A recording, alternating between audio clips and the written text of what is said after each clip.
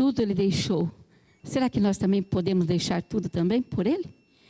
Vamos orar, mas eu queria convidar aquele que tiver condições de se ajoelhar, para que nós possamos fazer essa oração. Deixa, tia.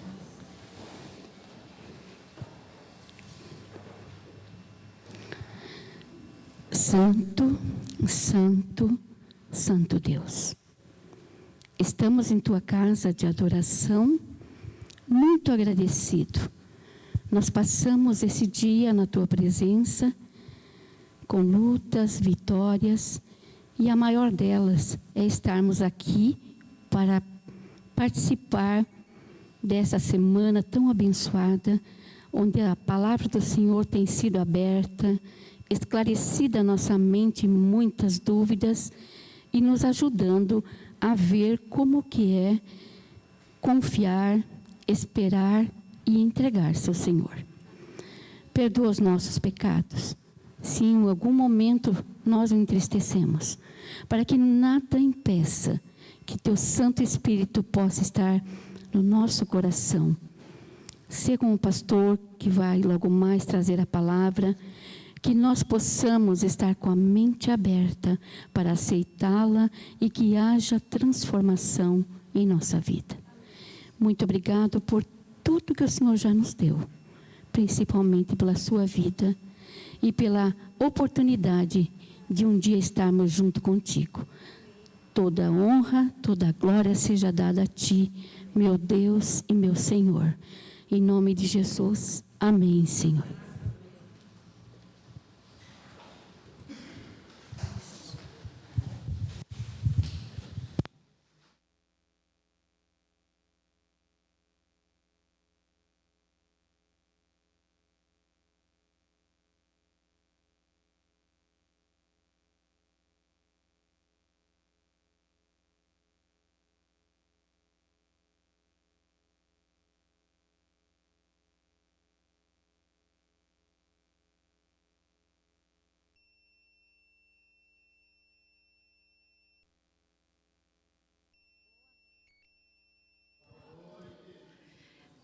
Estamos aqui no nosso terceiro dia de oração da nossa Semana Santa.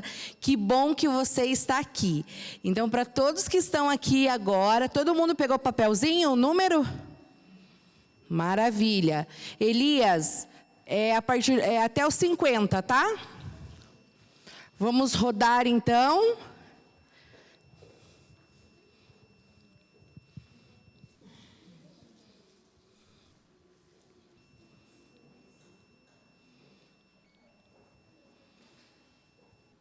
Vamos ver quem vai ser o primeiro ganhador. Número 15.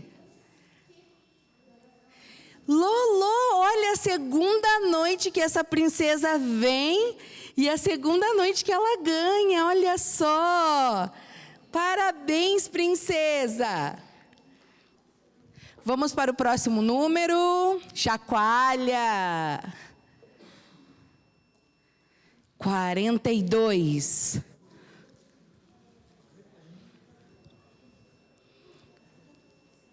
Ninguém? Vamos para o próximo, então. 12. Olha, parabéns, Josu. Vamos lá. 31. 31. Olha só, o presente aqui, ó, vai ser um café de milho, torrado e moído. Deve ser bom, hein? Quem quer ganhar? Eu quero, Alex. Presta atenção no número lá, hein? 34. Ai, irmã Célia, olha que presentão, hein? Parabéns. Mais um, vamos lá. Número 6. Venha, Diego.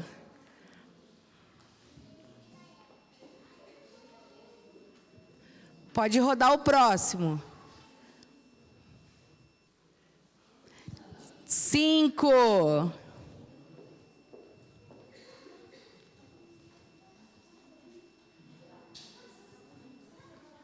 Vini?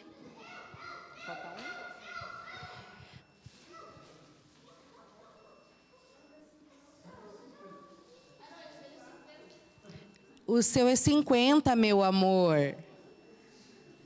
E o último prêmio dessa noite, mas não fiquem tristes, porque amanhã tem mais. Vamos rodar bastante aí, vamos ver.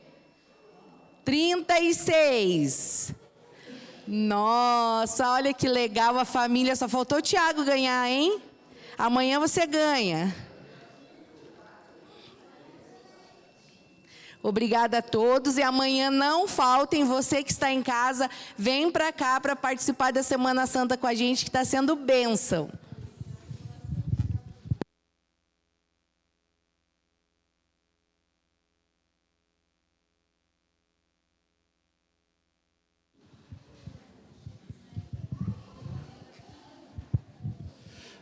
Uma boa noite a todos. É muito bom estarmos juntos desde sábado. No sábado pela manhã nós falamos retratos de Jesus no coração dos magos. No domingo à noite nós conversamos, embasados na palavra de Deus, retratos de Jesus no coração de João. Ontem foi retratos de Jesus no coração de Jó. E hoje à noite nós iremos estudar retratos de Jesus no coração de Davi.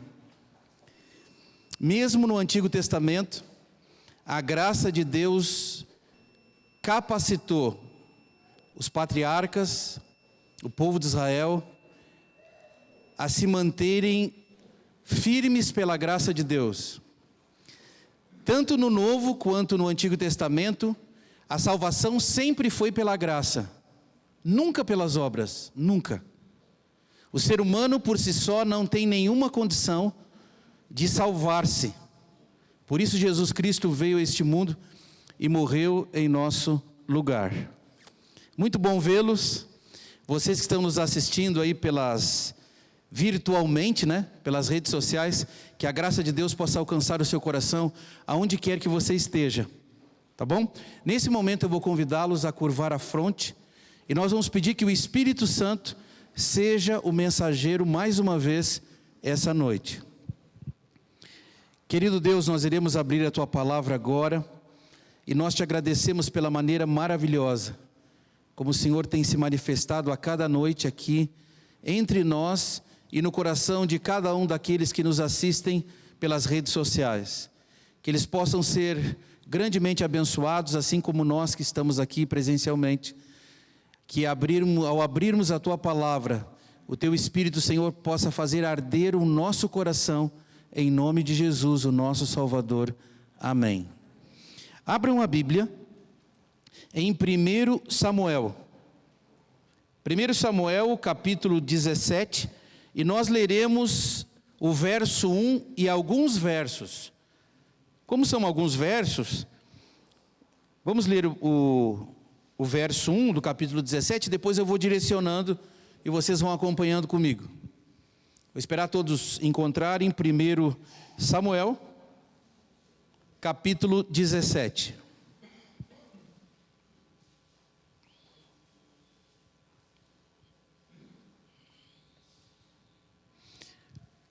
Todos acharam? Acompanhem comigo. Os filisteus reuniram as suas tropas para a guerra em Socó, que fica em Judá. Eles acamparam entre Socó e Azeca em Éfes-Damim. Verso 28 a 30. Eliabe, o irmão mais velho, ouviu Davi falando com aqueles homens. Ele ficou irado com Davi e disse: por que você veio para cá? E com quem você deixou aquelas poucas ovelhas no deserto? Sei que você é presunçoso e mau. Você veio aqui para ver a batalha. Davi respondeu: o que foi que eu fiz agora? Apenas fiz uma pergunta. Então Davi se desviou dele na direção de outro e fez a mesma pergunta. E o povo lhe deu a mesma resposta de antes. Verso 33. Porém Saul disse a Davi: você não poderá ir contra esse filisteu para lutar contra ele. Você ainda é jovem e ele é guerreiro desde a sua mocidade. Verso 50. Assim Davi derrotou o filisteu com uma funda e com uma pedra, e ele o derrubou e o matou, e não havia nenhuma espada na mão de Davi. Queridos, a palavra de Deus é extremamente reveladora. Sempre que nós abrirmos a Bíblia, devemos fazer com humildade, rogando a Deus que o Espírito Santo, que inspirou a mente dos profetas, ilumine a nossa mente, para que nós possamos compreender a vontade de Deus para a nossa vida. Jamais podemos subestimar a Bíblia. Principalmente, carentes da salvação como nós o somos. Jamais. Esta história que nós lemos aqui é considerada uma das histórias mais conhecidas das Escrituras. Qualquer pessoa conhece a história. Se nós sairmos agora aqui na rua e começarmos a parar as pessoas que estão passando ali e perguntarmos para elas, independente de religião, se alguma vez abriram a Bíblia ou não, perguntarmos a elas se elas conhecem essa história, vocês podem ter certeza que elas conhecem. É a história mais conhecida das Escrituras. Alguns teólogos chegam até mesmo a considerar esse capítulo aqui, de 1 Samuel, capítulo 17, como um clássico mundial das Escrituras. Um clássico mundial. Eu não sei quantos de vocês pararam para pensar, mas Davi é o personagem mais comentado na Bíblia depois de Jesus. Tinham se ligado nisso ou não? Mais ou menos?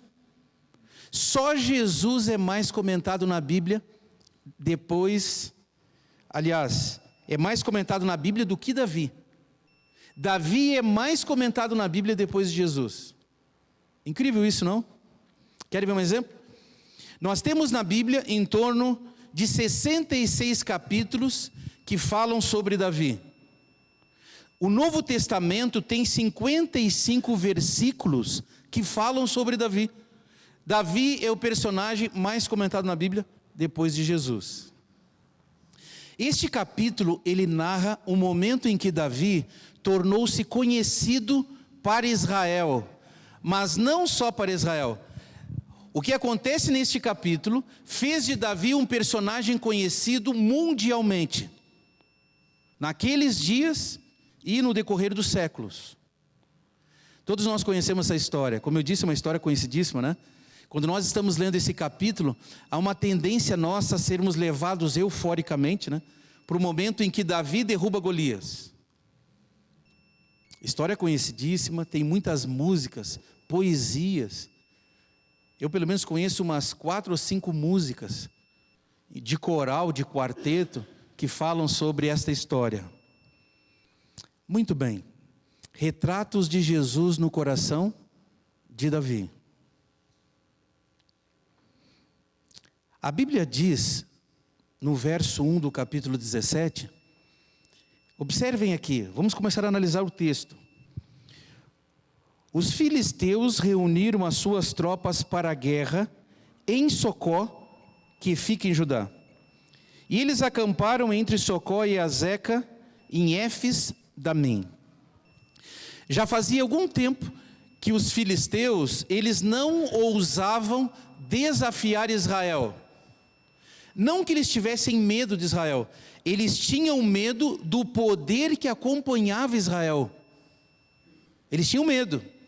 Mas o verso 1 deste capítulo nos diz que ajuntaram os filisteus às tropas em Socó, que ficava em Éfes-Damim. Quem tomou a iniciativa, de acordo com o verso?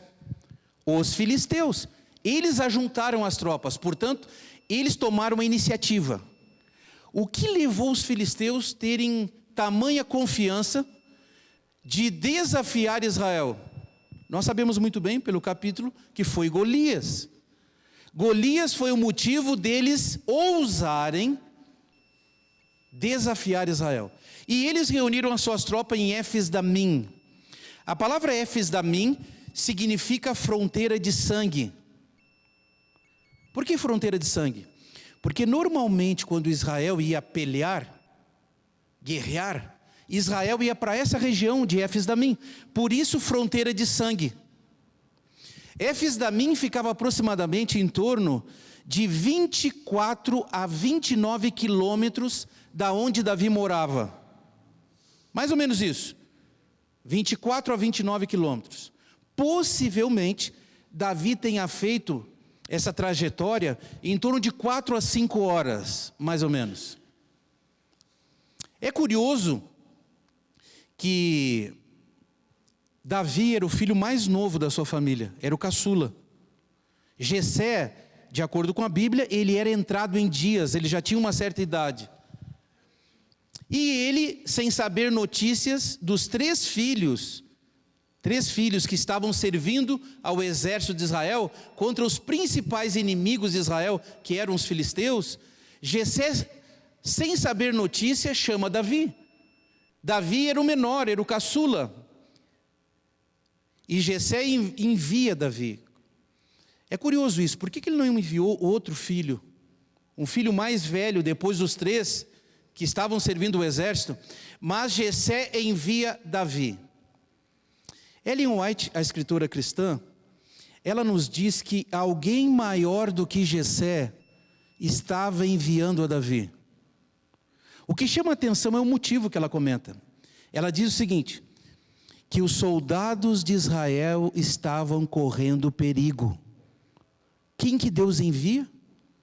Um menino, que não era soldado. Davi não tinha idade de servir o exército. Possivelmente, Davi tinha em torno de 15 a 17 anos no máximo aí.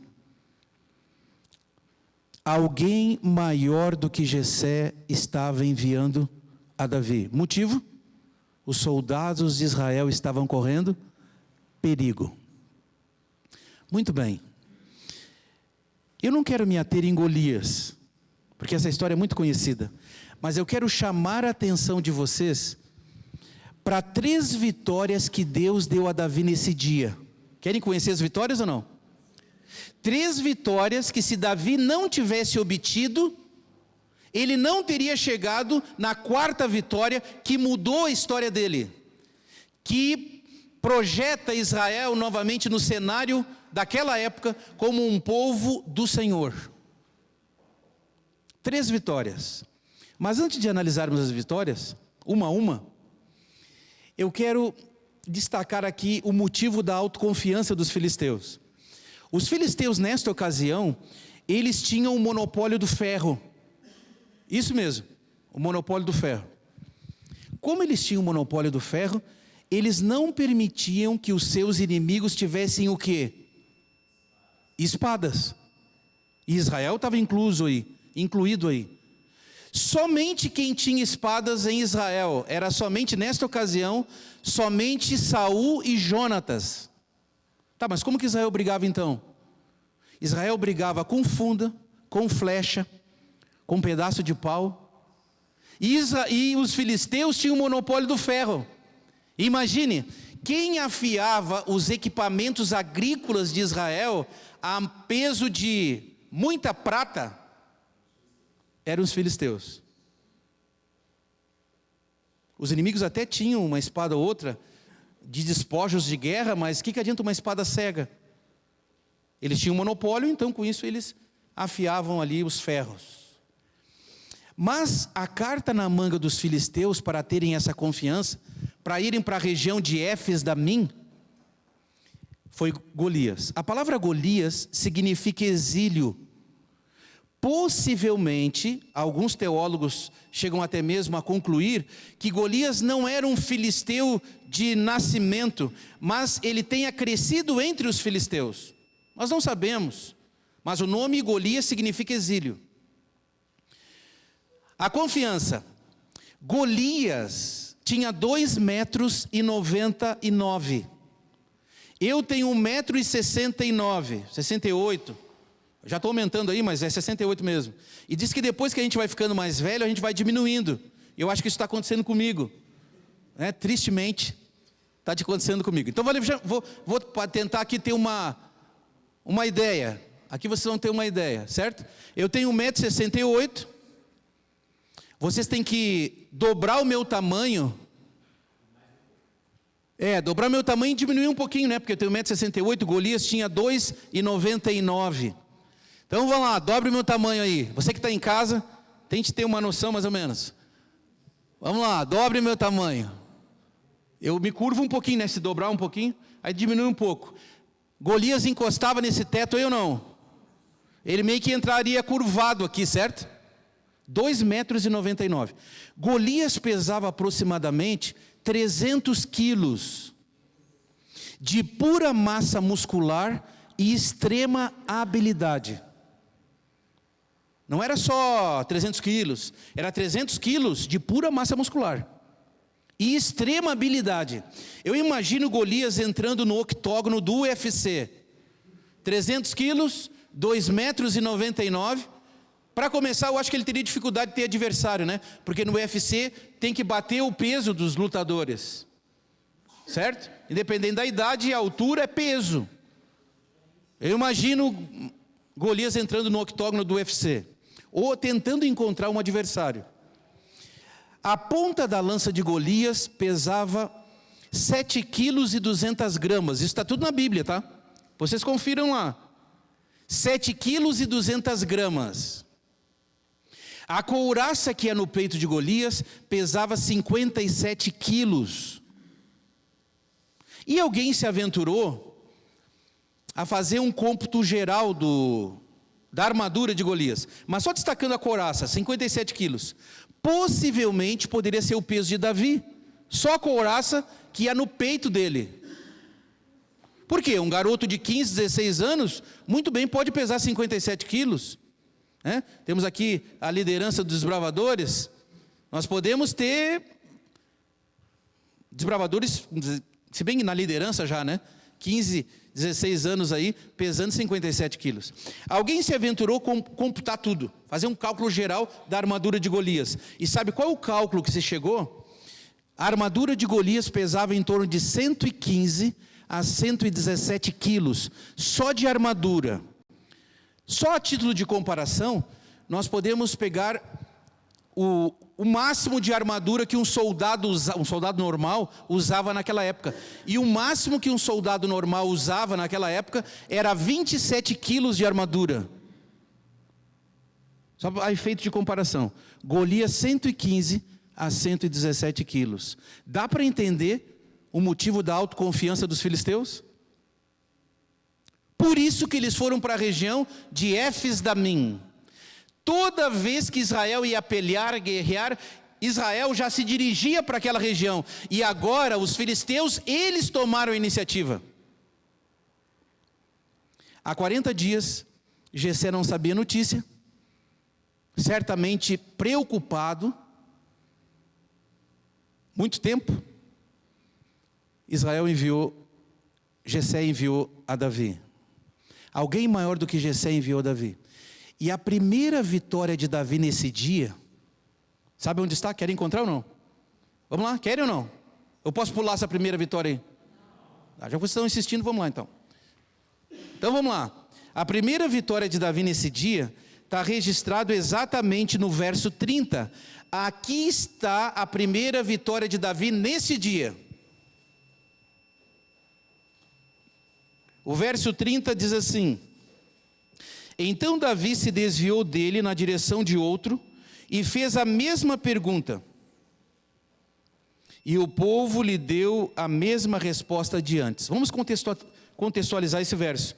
Davi chegou lá, os dois exércitos estavam separados por um vale, prestes a se atacar. Só que no meio estava Golias, com todas essas características que nós destacamos aqui. Quando Davi chegou, ele percebeu que o exército de Israel estava amedrontado. E nós podemos perceber isso no verso 11 do capítulo 17. O verso 11 diz assim: e quando Saul e todo Israel ouviram essas palavras do filisteu, ficaram assustados e com muito medo. A palavra que aparece aqui no original, como assustaram-se e temeram muito, dá a ideia que eles estavam destroçados emocionalmente e fisicamente. Destroçados. O que é uma pessoa destroçada emocionalmente e fisicamente? Quando a gente tem uma descarga muito forte de adrenalina, qual é a nossa reação depois que passa o susto? É ficarmos o quê? Tremendo. Quando o verso diz que eles se espantaram e temeram muito, eles estavam nessas condições, tremendo literalmente. E Davi chegou e se deparou com esse quadro. Os filisteus de um lado, Golias no meio, e de outro lado o exército de Israel tremendo na base. Um homem desafiando o exército todo de Israel. Qual era a proposta? A proposta era a seguinte, e era muito normal naqueles dias, em vez de um exército se degladiar contra o outro, se apresentar representações. Manda 3.000 daí, nós mandamos 3.000 daqui. Era normal isso. Mas jamais era feita uma proposta de um combatente contra o outro. Porque quem perdesse tinha que se submeter. Tamanha era a confiança dos filisteus em Golias. E agora Golias faz a proposta, manda um guerreiro daí. E há 40 dias ninguém se prontificava. Nem Saul, nem Jonatas e nem um soldado em Israel. Eles estavam agigantados, amedrontados. E Davi, quando chegou, ele se deparou com essa cena. Mas Davi percebe algo inusitado. Golias estava ofendendo a reputação de Deus. Estava ofendendo a Deus. E mesmo assim, em Israel, ninguém resolveu tirar desforra. Não era normal alguém ofender a Deus. O que levava os filisteus a temerem Israel? Não era por Israel, mas era o Deus que acompanhava Israel. E agora, como ninguém se prontificava, Golias começou a apelar, ofendendo a Deus. Vocês sabem que quando alguém ofende alguém que nós amamos, que nós conhecemos, principalmente quando é calunioso, a nossa tendência é se indignar, é ou não é? Eu sempre fui da paz. Mas lá no Rio Grande do Sul, no município ali de Pelotas, tinha um bairro chamado Vila Gotuso. Talvez alguém que esteja nos assistindo aí possa certamente ou conhecer ou ser de lá, não sei. Era um bairro muito perigoso em Pelotas, eu morava nesse bairro. Estudava numa escola municipal que o muro era bem baixinho. Então, na hora do recreio, do intervalo, vinha os marmanjos azarar as meninas e provocar os garotos. Eu sempre fui da paz, mas era querer chamar para a briga, era só ofender quem? A mãe. Independente de tamanho, isso realmente me deixava muito indignado. E eles descobriram o dispositivo de combate. E normalmente eu me meti em cada confusão, vocês não têm ideia. Normalmente em desvantagem, por ser garoto. Os outros eram maiores, mas eu não vendia barato. Quem provocava sabia que a parada ia ser dura. Então tinha que saber bem o que ia fazer. Por quê? Mesmo que não fosse verdade, é falta de respeito. Não tem esse negócio não. Quando Davi chegou no ambiente, ele viu Deus sendo ofendido. Davi amava Deus. Davi se relacionava com Deus. Deus era real para Davi. E quando ele viu o filisteu ofendendo a Deus, Davi se indignou. E Davi deixa as coisas que ele havia levado, se aproxima um pouco mais, e quando ele se aproxima, ele percebe que alguns soldados estavam conversando, e o papo era o seguinte: quem dentre nós encarar esse gigante, esse homem, e derrotá-lo, o rei vai dar a filha em casamento. O rei vai isentar ele e a família dele de impostos. Olha que baita negócio no Brasil. Isenção de impostos. Ele e a família. E o rei vai cobri-lo de honrarias. Genro do rei, isenção de impostos e honrarias. E Davi era jovem. E todo jovem deve ser ambicioso. Aliás, queridos, ambição não é pecado. Tem muita gente confundindo pecado com ambição, ou ambição com pecado. Ambição não é pecado. Desejo de crescimento pessoal não é pecado. Deus espera que nós sejamos ambiciosos no que diz respeito ao crescimento pessoal. A ambição é pecado quando transgride a lei de Deus. E é na juventude que os jovens têm que semear para colher, plantar para colher mais tarde. É isso. Essa nova geração parece que não tem preocupação com isso. Nós não sabemos o que vai acontecer daqui a algum tempo atrás, né? Mas a nova geração parece que elas não têm preocupação com o amanhã. Davi, quando ouve isso, ele já estava indignado. Quando ele ouve isso, ele para. Como é que é? Genro do rei. Presta atenção. Genro do rei, gente. E olha, aqui para nós, né? A Bíblia diz que Saul, ele era extremamente belo. Saul era do tipo que arrancava o fôlego das garotas de Israel. Claro, quando ele era solteiro, né? Mas a Bíblia destaca a beleza física de Saul. Saul, ele era alto e belo. E a filha dele, certamente, não era assim, né? Devia ser privilegiada em apresentação visual. Davi ouve isso. E ele pergunta, como é que é? E quando Davi faz esta pergunta, quem vê Davi ali? Eliabe, o irmão mais velho de Davi. O primogênito da família de Davi. E quando Eliabe se depara com aquilo, o que Eliabe faz? Eliabe se indigna. Porque Davi estava no lugar errado, na hora errada, com intenções erradas. Certo ou errado? Do ponto de vista humano, Davi estava totalmente descontextualizado do negócio. Não era soldado, ele foi enviado com um propósito que não era aquele. O que você faria no lugar de Eliabe? Eliabe chegou para Davi e falou assim, o que você está fazendo aqui? A quem você deixou aquelas poucas ovelhas no deserto? Fora daqui, fora. Eliabe estava sob um estresse há 40 dias. E aí o irmão caçula, na hora errada, no momento errado, com intenções erradas. Mas alguém maior do que Eliabe havia enviado a Davi. Sabe o que Davi fez? Davi se desviou de Eliabe. Se Davi tivesse ouvido Eliabe, ele teria pegado as coisas dele, bem quietinho, entregado para quem de direito, e teria ido embora para casa. Mas Davi não faz isso.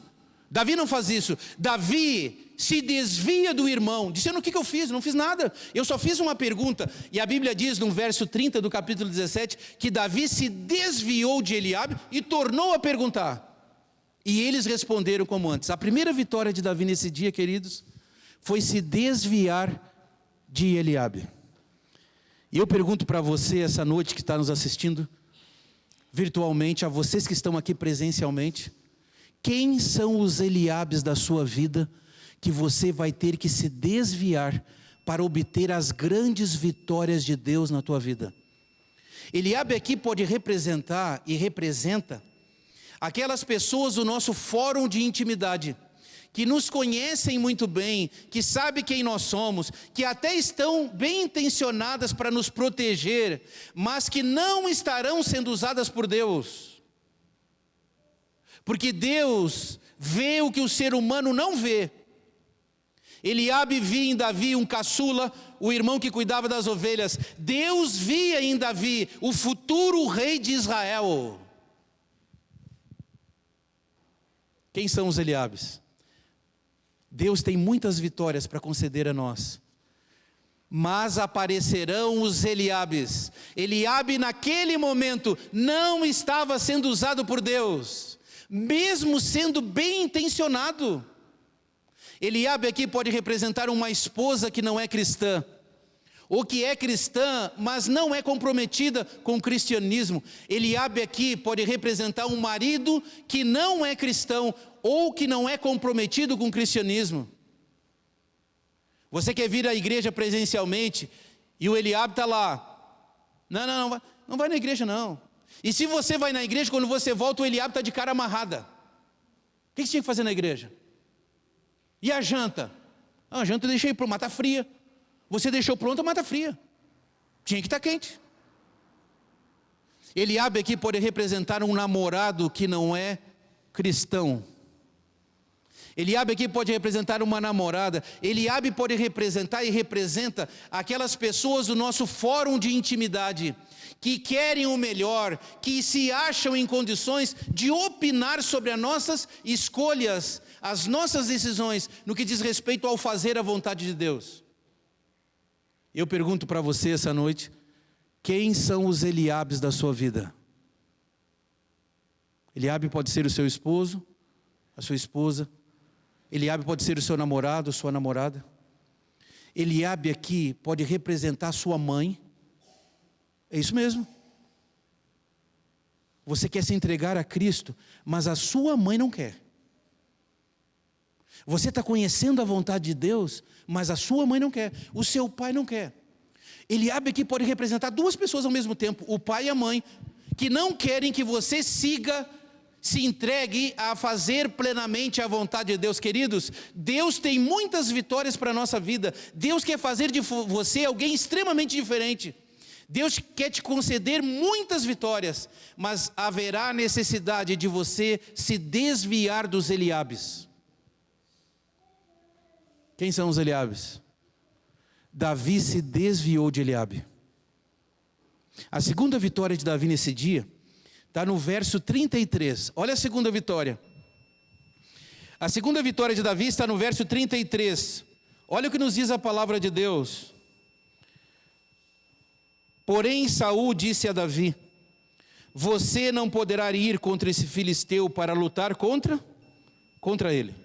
Você ainda é jovem e ele guerreiros desde a sua mocidade. A segunda vitória de Davi nesse dia foi se desviar de quem? De quem? Saul. Opa! Quem era Saul? Saul era o presidente da conferência geral dos israelitas do sétimo dia. Saul era o ungido do Senhor. Prestem atenção. Para que Deus concedesse a grande vitória que mudou a vida de Davi, Davi teve que se desviar do rei de Israel. Isso mesmo. O que isso nos diz? Que função não santifica caráter. Escutem bem o que eu estou dizendo, você que está nos assistindo aí. Função não santifica caráter. Quem era Saul? O rei de Israel. O ungido do Senhor.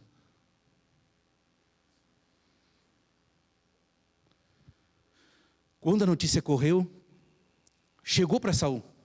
Imagine, Saul sob estresse, né? Alguém se prontificou e levaram Davi. Quando Davi chegou na presença de Saul, Saul olhou para Davi e a maneira como Saul se expressa, nitidamente ele estava frustrado com o que ele estava vendo. Ele diz, você? Não. Vocês estão de brincadeira, cara. Nós estamos aqui há 40 dias sob estresse, e agora vocês trazem um garoto que nem soldado é. Não. Quem teve essa ideia? E Saul olha para Davi e diz, você não tem condição nenhuma. Você é jovem e ele é guerreiro desde a sua mocidade. Saul tinha a ficha corrida, o currículo invejável do campeão filisteu. E ele contrasta o currículo de Golias com o que ele estava vendo, que era Davi. Ele diz, não, você não tem condição nenhuma. E quando ele faz isso, sabe o que Davi faz? Davi contrasta, Davi diz o seguinte, olha rei, é o seguinte, não fique triste, não se angustie, eu vou derrubar esse gigante. Sabe por quê? Porque eu já matei um urso, eu já matei um leão. Davi começa a dizer a experiência que ele havia tido, do poder sobrenatural que atuou nele em momentos de dificuldade. Saul tenta mover Davi do propósito de Deus para a vida de Davi. E Davi diz, não. O senhor acha que eu tenho condição de matar um leão? O senhor acha que eu tenho condição de matar um urso? Pois fique sabendo que o mesmo poder que atuou em mim vai me dar esse filisteu. E Saul viu que nada poderia demover Davi do seu propósito. Queridos, mais importa obedecer a Deus que aos homens. Há muitas pessoas, preste bem atenção, você que está nos ouvindo aí, está nos vendo, que está assistindo. Há muitas pessoas entregando a decisão da sua vida espiritual, das suas escolhas, a líderes religiosos que estão desconectados com a palavra do Senhor. Pessoas que quando descobrem que o sábado é o dia de guarda, na Bíblia vão até o líder religioso diz assim, não, peraí, não, isso aí era para o antigo Israel, e até usa uns termos em grego, em hebraico. E há muitas pessoas que deixam de seguir o propósito que Deus tem para a vida delas, porque ouvem líderes religiosos que estão desconectados com a vontade do Senhor. O assim diz o Senhor. Há muitos líderes na igreja que permanecem na função, mas estão desconectados com Deus através da comunhão pessoal. Então não é porque eu sou um pastor ordenado do Evangelho que isso santifica o meu caráter por si só, não é, irmãos. Não é. Não é porque eu sou ancião da igreja que isso santifica o meu caráter por si só. Nós temos que ter consideração pelos nossos líderes, pela nossa liderança, mas nunca termos mais estima por isso do que o assim diz o Senhor. É isso. Eu não estou aqui fazendo apologia contra a liderança da igreja, mas eu estou dizendo que função não santifica caráter. Nós devemos confiar nos nossos líderes, enquanto eles estiverem em conformidade com o quê? Com o quê? Com a palavra de Deus. Deixa eu dizer para vocês aqui essa noite, não confie em líderes que não pautam o seu comportamento, as suas atitudes, que não esteja fundamentado no assim diz o Senhor. Há muitos líderes por aí, conhecidos, famosos, que acabam abandonando os princípios bíblicos e levam com eles umas centenas de pessoas. Não. Seres humanos são seres humanos. Jesus é o autor e consumador da nossa fé. Devemos ter estima pela nossa liderança? Claro que devemos. Mas nunca jamais estimá-los mais do que estimamos a Deus e a sua palavra clara, o assim diz o Senhor. Saul estava divorciado espiritualmente e ainda estava no cargo. Estava no cargo. E aí, irmãos? Devemos ter estima pela nossa liderança, mas toda vez que os nossos líderes estiverem em desarmonia com os princípios bíblicos, tira o olhar deles. O apóstolo Paulo disse assim, sede meus imitadores, assim como eu sou de Cristo. É isso, ponto. Davi teve que se desviar do ungido do Senhor. Se não fosse triste, seria bem cômico. Porque o que nós esperamos dos líderes da igreja? E agora eu falo para os líderes aqui, do SIC. O que nós esperamos dos líderes? Que os líderes sejam uma referência. Certo ou errado? Certo. Ok. Esperamos. Davi teve que se desviar de Saul para cumprir o propósito de Deus na vida dele. Sabe o que eu peço, irmãos? Como pastor, um dos pastores da igreja, que eu não seja o tipo de líder que os membros da igreja tenham que se desviar de mim para cumprir o propósito na vida deles. Isso é trágico. Para que isso não aconteça, eu preciso cuidar da minha devoção pessoal. Quantos os dias? Todos os dias. Ellen White nos diz que os pastores, é uma referência mais aos líderes, mas mais aos pastores, que não mantiverem a sua comunhão pessoal diariamente com Deus, cometerão atos estranhos. É isso mesmo, atos estranhos. Nós precisamos a cada dia, como líderes da igreja, consagrar a nossa vida a Deus, irmãos, para que nós possamos transcender Cristo através das nossas ações. O cargo não nos dará essa prerrogativa, e nós temos que entender isso.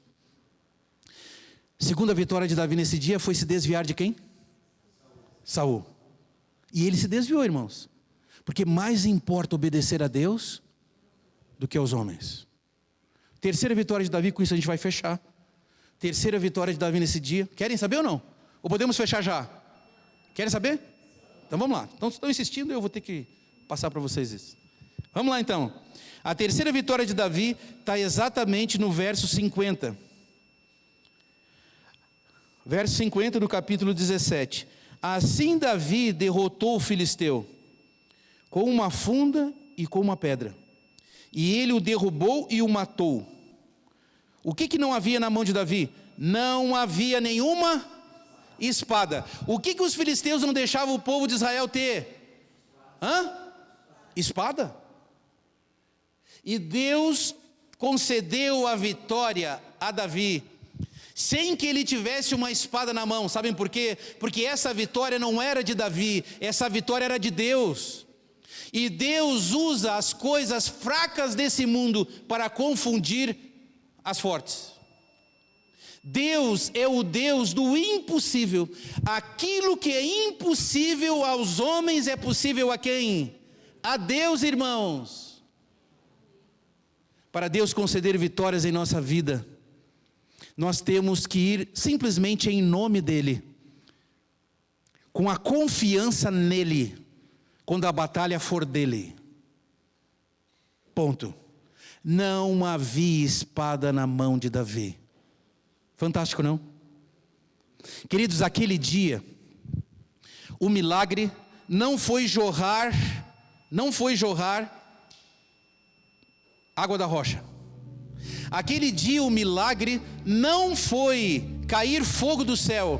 Aquele dia o milagre andou, irmãos. O milagre andou, e o milagre tinha nome.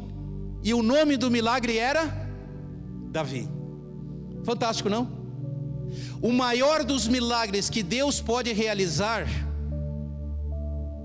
o maior dos milagres, é uma vida entregue plenamente à vontade de Deus. E Deus fazer desta vida o seu canal de comunicação do seu poder. Muitos evangélicos nos acusam que nós adventistas não falamos muito em milagres na igreja. Porque lá vocês não expulsam o demônio. Primeiro que o demônio não entra. E se entra, ele fica na dele.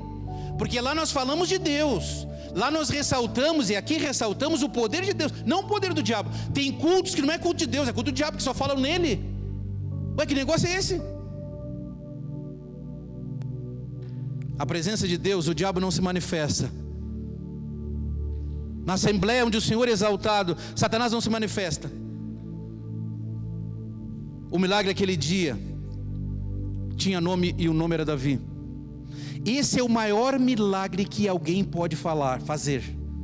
É uma vida transformada à imagem e semelhança de Jesus. Como é que nós não falamos de milagres? Ou você que é evangélico aí, como é que você me diz que nós não falamos de milagres?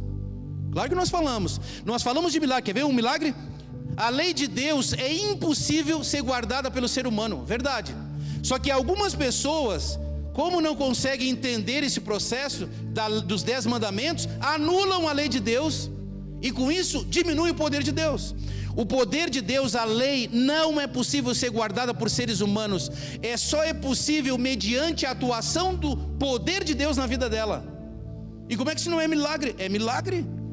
Claro que é milagre. Andar em conformidade com Jesus Cristo, que guardou a lei do Pai e morreu. Sabe por que Jesus morreu? Porque o caráter de Deus é amor, mas é justiça. A prova de que a lei de Deus não poderia ser anulada é que Jesus veio a este mundo e morreu em nosso lugar. Porque o salário do pecado é a morte. Por isso que Jesus veio. E aquele dia havia um poder na vida de Davi. E esse poder nós sabemos que era Jesus Cristo. Retratos de Jesus no coração de Davi. Querem ver um exemplo? A terceira vitória de Davi naquele dia foi se desviar dele mesmo. Ou não? Claro. Não havia espada na mão de Davi. Quando nós olhamos Golias e olhamos Davi, essa era uma missão suicida. Saul e os soldados de Israel, inclusive os irmãos de Davi, tinham certeza que Davi iria morrer. Certeza. Mas aquilo que era impossível aos homens é possível a Deus. O diabo aí fora tem levantado gigantes. Gigantes que afirmam que não é possível alguém ser honesto no mundo de hoje. Satanás tem levantado gigantes dizendo que o núcleo da família acabou. A família do jeito que era antigamente, o núcleo familiar faliu. O diabo tem levantado isso. O diabo tem levantado gigantes defendendo a ideologia de gênero, com isso pisando na reputação de Deus. Mas Deus quer mostrar para o mundo os milagres dele. E os milagres de Deus, nada mais, nada menos que são seres humanos que se permitem se desviar de tudo e de todos, inclusive de si mesmos, e se permitam, pela graça de Deus, ser transformado à imagem e semelhança de Jesus Cristo. Entendem isso? Quando o diabo tem levantado na sociedade grandes gigantes, Deus quer levantar a cada um de nós e dizer: vou te enviar alguém que vai se desviar dos Eliabes, da parentela, da influência familiar, que vai se desviar de pessoas influentes, tanto dentro quanto fora da igreja. Eu vou te enviar alguém que vai se desviar da própria vontade, e vou te apresentar o meu milagre. Tudo que Deus espera é que nós nos prontifiquemos, assim como Davi se prontificou. Davi não olhou para ele. Queridos, a Bíblia não nos orienta a nós olharmos para nós mesmos em nenhum momento. A Bíblia não nos autoriza a nós fazermos a nossa vontade em nenhum momento. O próprio Jesus disse: eu não vim fazer a minha vontade, eu vim fazer a vontade do meu Pai. Aqueles que vencerem como eu venci, entrega total. E aqui está o milagre. Quantos gostariam de dizer essa noite: Senhor, transforma a minha vida, que eu seja na minha casa, que eu seja na sociedade onde eu permaneço, que eu seja uma influência do teu milagre. Mais do que um cego ver, do que um coxo andar, do que um paralítico sair da cadeira de rodas, é alguém que se prontifica a viver Jesus Cristo num mundo de pecado. Quantos gostariam de dizer essa noite: Senhor, me capacita com o poder de Jesus através do Espírito Santo, e que eu venha me desviar de tudo e de todos, inclusive de mim mesmo. Eu quero ver a mão aqui essa noite. Que o poder de Deus encontre guarida no seu coração. Se há um momento que a sociedade precisa ver milagres de Deus, é os dias em que nós estamos vivendo. As pessoas podem contestar as nossas palavras, mas elas não poderão contestar o nosso viver. E isso só é possível mediante a ação do milagre de Deus, que é Jesus Cristo. Que Deus nos abençoe, que Deus nos ilumine, que saiamos daqui certos de obedecer a Deus sobre todas as coisas, em nome de Jesus, amém. Nós ouviremos uma música agora. E se você quer renovar, dessa vez eu não vou pedir para você levantar não. Eu vou pedir que você feche os olhos enquanto escuta a música e tome a sua decisão de ser fiel a Deus, custe o que custar.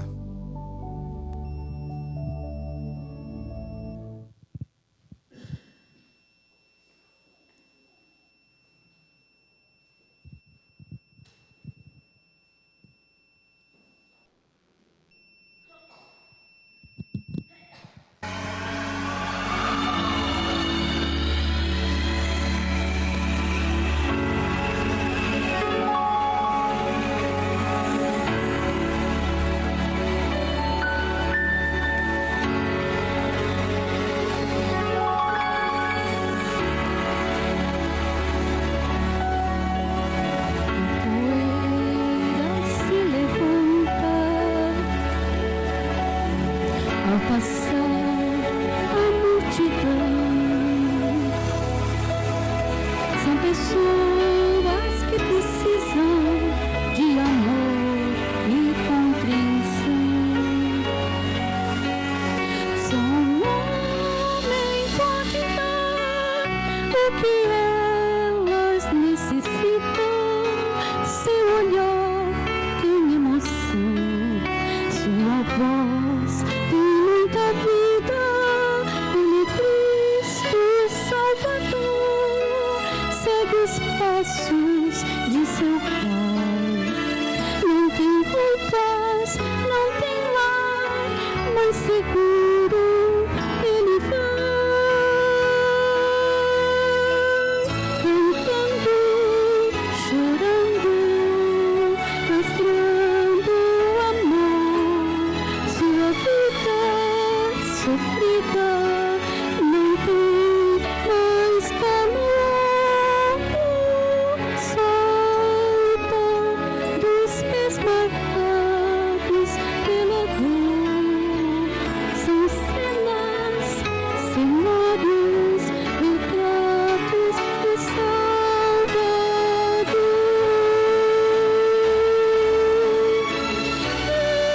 Em seu rosto, gotas frias de suor. Em seu corpo, as duras marcas do amor. São cenas solitárias de alguém que muito amor.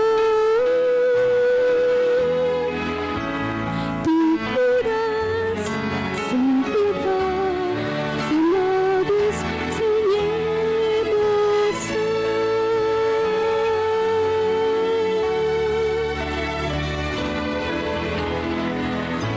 Sozinho desenhou o seu caminhar na estrada da vida.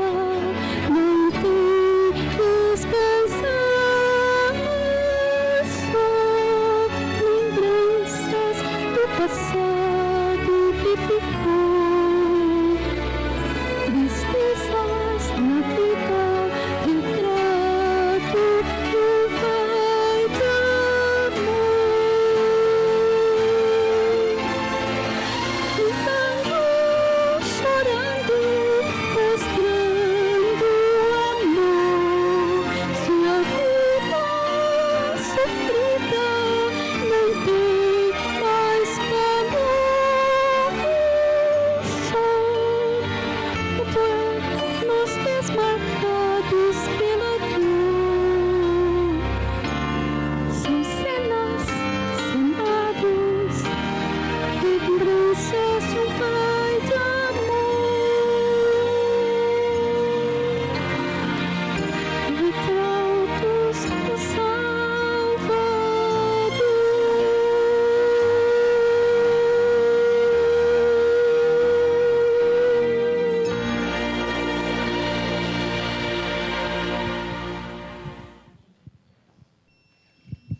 Vamos orar?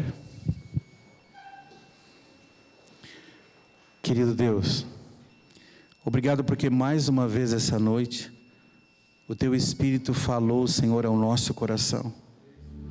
Senhor, que venhas nos capacitar e que através do Teu Espírito nós venhamos, Pai, nos desviar dos Eliabes que surgirem na nossa vida, dos Saúls e inclusive de nós mesmos, e possamos, Senhor, centrar o nosso olhar no Autor e Consumador da nossa fé. Faça de nós o Teu milagre, aonde quer que estejamos, pelo tempo que o Senhor desejar. É o que nós te rogamos em nome de Jesus, o nosso Salvador. Amém, Senhor. Que Deus nos abençoe e até amanhã.